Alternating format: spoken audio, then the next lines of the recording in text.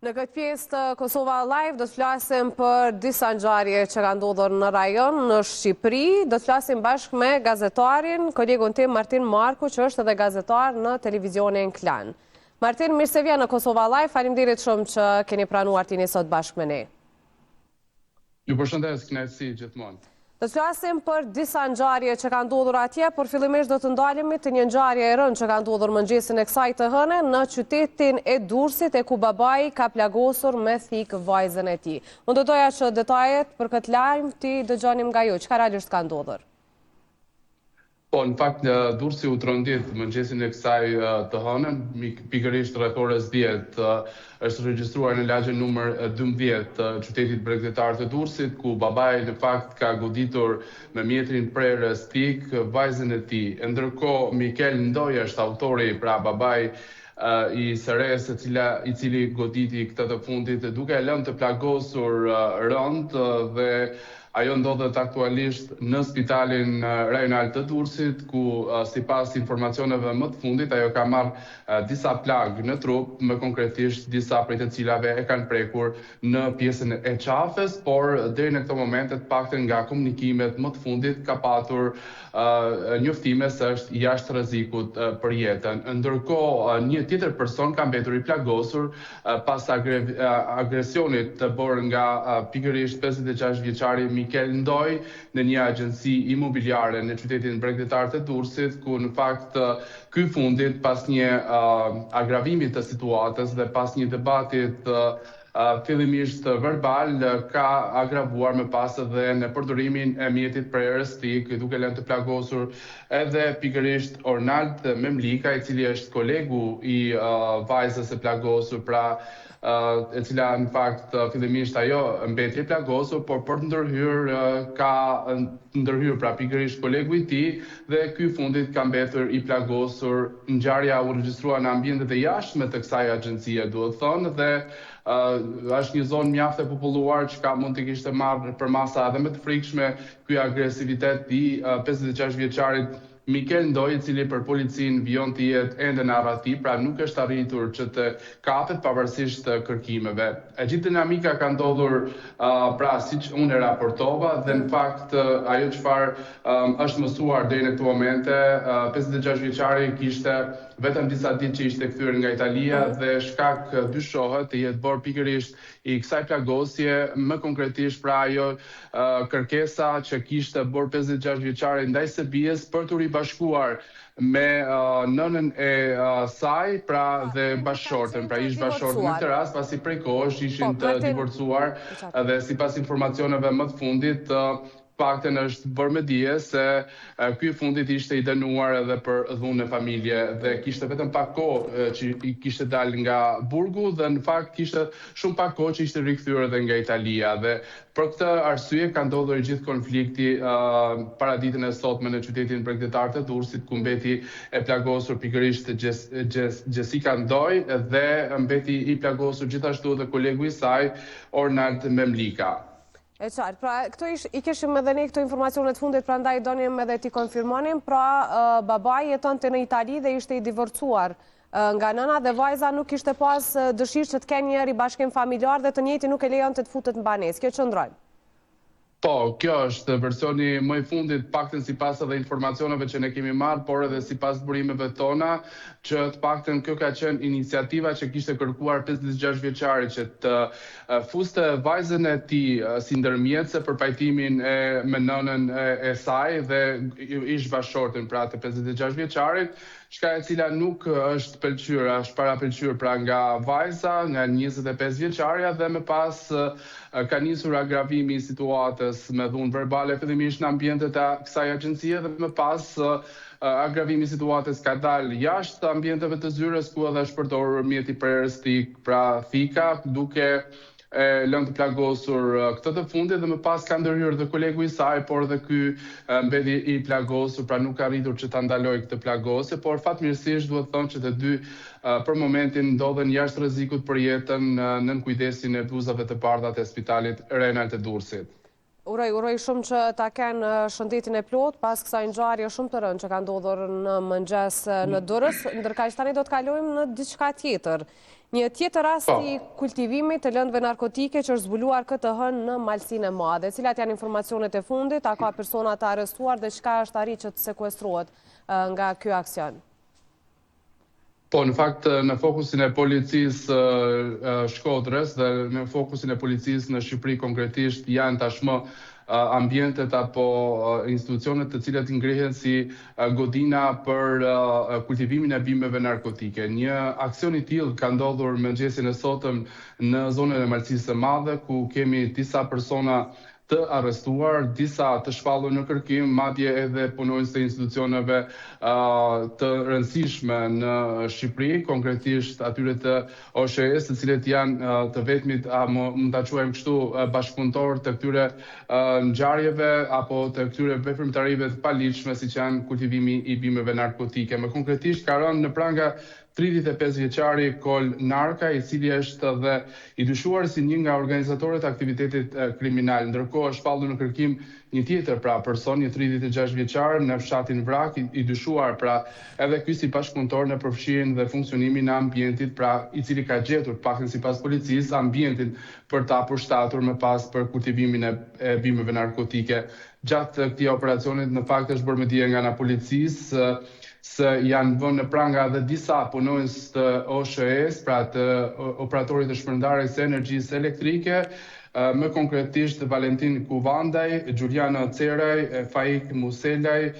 dhe Fatmir Kujashaj. Po ashtu është proceduar penalisht dhe Arjan Sula, një tjetër person 57 vjeç, edhe ky punonjës i OSHE-s,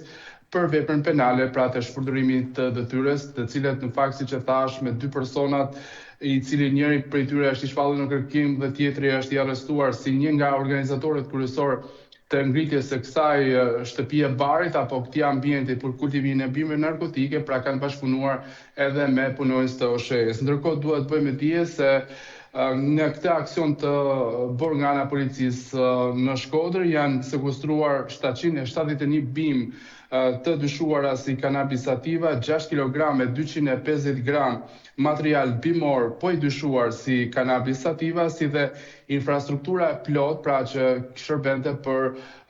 siç mund ta themi në gjuhën popullore, për të rritur bimet narkotike, siç janë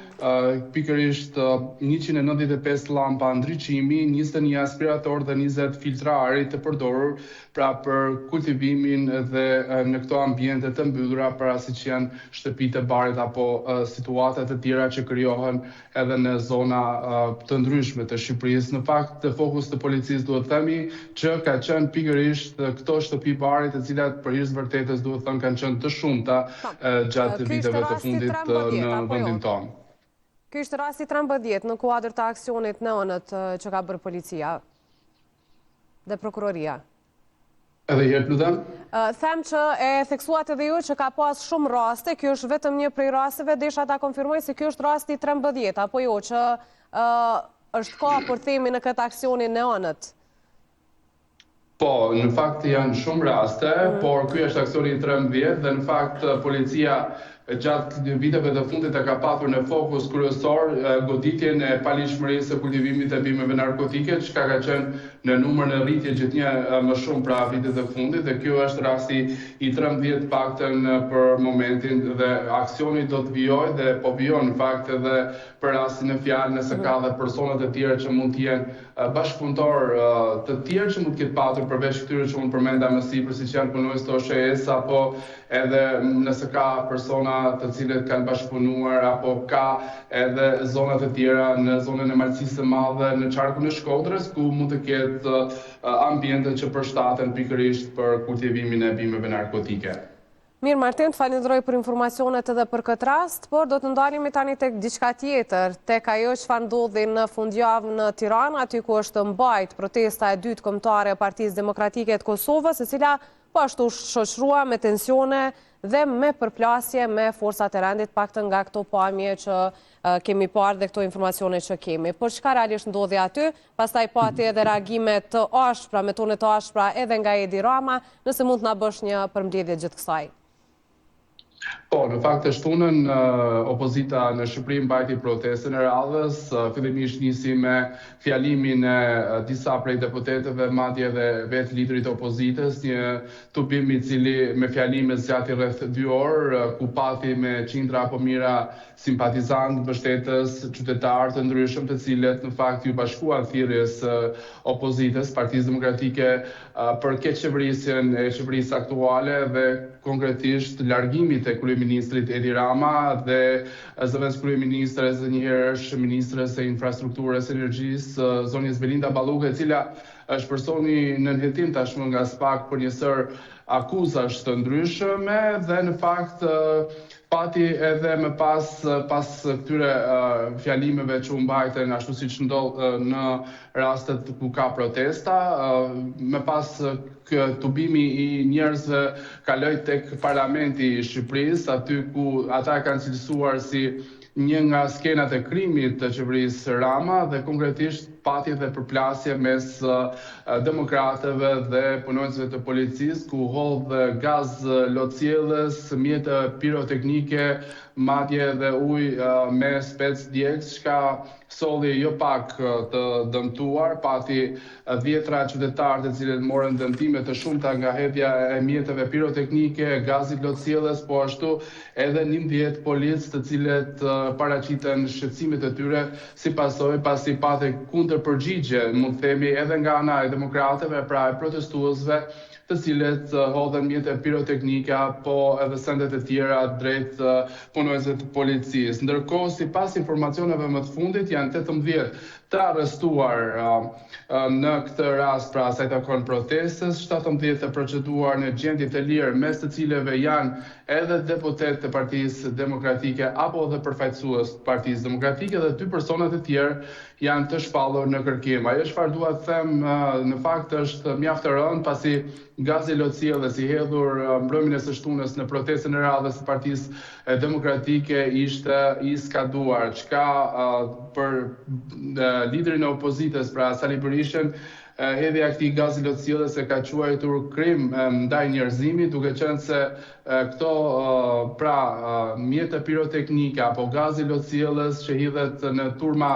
apo protesta hidhet vetëm në raste luftash dhe jo në protestat të cilat sipas Berishës i ka cilësuar